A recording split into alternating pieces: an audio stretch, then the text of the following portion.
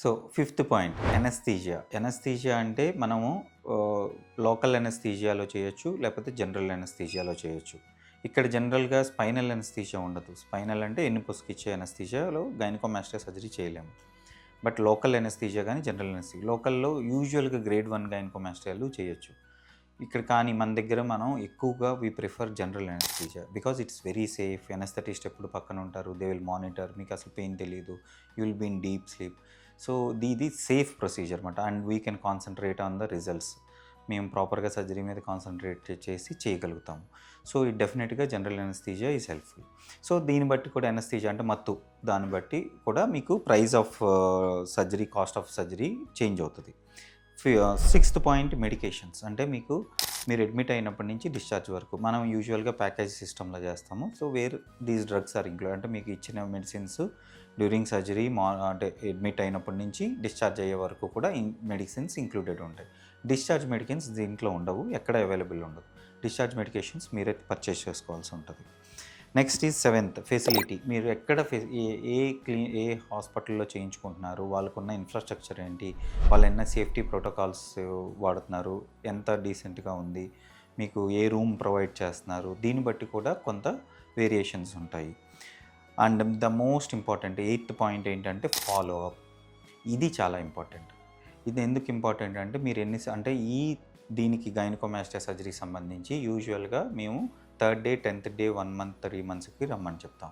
ఈ ఫాలోఅప్స్ అన్నీ కూడా కవర్ చేస్తాము. అండ్ మధ్యలో కూడా మీకు ఏ ఇబ్బంది ఉన్నా, ఎలాంటిది అవసరం వచ్చినా కూడా యూజువల్గా మేము కేర్ తీసుకుంటాం.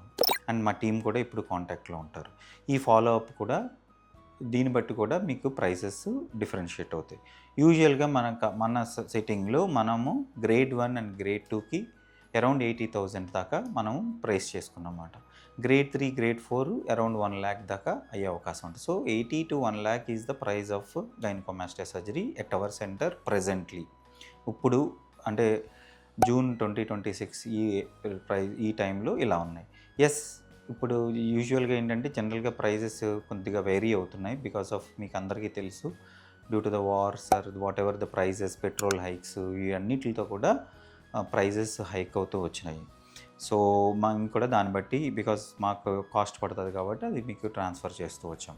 బట్ సెడ్ అండ్ డన్, మీరు ఎప్పుడు కూడా my advise is prize of surgery అంటే లో కాస్ట్లో చేయించుకుందాం అన్నది మీ క్రైటీరియా ఉండకూడదు. You should always look for a board certified plastic surgeon and who does more number of ఈ గైనకోమాస్టియా సర్జరీస్ ఎక్కువ ఉండాలి.